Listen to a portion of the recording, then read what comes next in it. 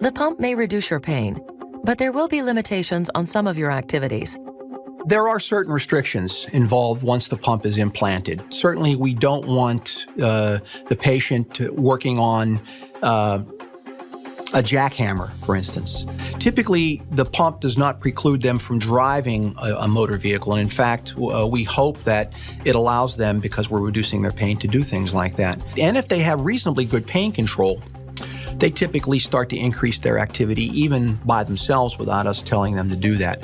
We do try to tell them to limit the amount of bending and twisting. Well, you pretty much want to watch what you do as far as bumping into something, trying to lift something. You still got to remember your back is injured.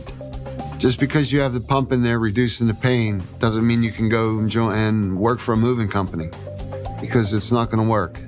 Clearly, any excessive twisting and bending would pose a problem in regards to catheter displacement or flipping of the pump itself. Golf and bowling involve, obviously, a lot of twisting and bending. Now, if someone is an avid golfer, far be it from me to tell them, well, you have to give up golf. What I will tell them, though, is that you may have to adjust your swing. Believe it or not, I do golf. It's called half swing golf, because you can't make that full swing. And I'm in the water. We're river people. We have a boat, so the water, I'm in the water, has no effect of swimming at all. Part of the reason we put these pumps in is to allow people to have some enjoyment in their life and increase their activities. You always have to think ahead, because you know it's there and you don't want to rip into something, have something point and jag, something like that. So it keeps you on your toes at all times.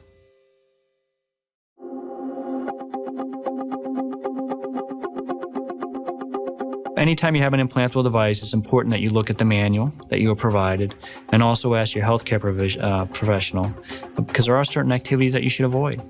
For example, you have to be very careful and avoid high temperatures with an intrathecal pump, because it can affect the amount of drug that is infused and how fast it's infused. Well, my hot tub, believe it or not, is set at 100 degrees. You can't go over 100 degrees. Depth-wise, it's around 30 feet if you're scuba diving, if you're snorkeling or anything like that.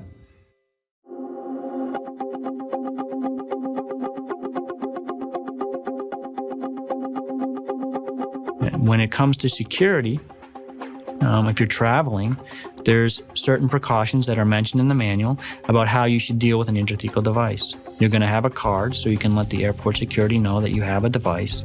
You just come up and show them the card and tell them that you don't wish to go through the detector because of the device you have implanted, that it's possible that the magnetic field could adjust the flow of the morphine, either lower or higher, which would cause problems, and you don't want those problems. And also another one is, which nowadays is not as strong, are the metal detectors when you go through stores and they put those little magnets on clothing and boxes and you walk out and it goes beep, beep, beep, beep. What would happen is you'd have to pull your card out, you'd have to call for store security and say, I'm going to check these bags. I'd like to walk around this instead of walking through it. And they read the card and you usually have no problem with it. Be sure your other healthcare providers know about your device and are prepared to properly manage your care. It's important when you have an implantable device that you carry identification on you, letting other individuals know that you have this implantable device. So if there's a medical condition that we need to treat you for, we understand what type of device you have.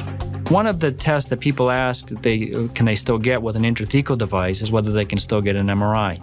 You still can get an MRI with an intrathecal device. It's important to make sure after you've had the MRI that your pump's still infusing at the right rate. So what we do is we often have people go for the MRI, and then we check them after the MRI to make sure that the pump's still infusing at the correct rate. Here are some questions you may want to ask. What limits will I have once the pump is implanted? What does my family need to know about my implant? Who can I call if I have questions about any activity with my pump?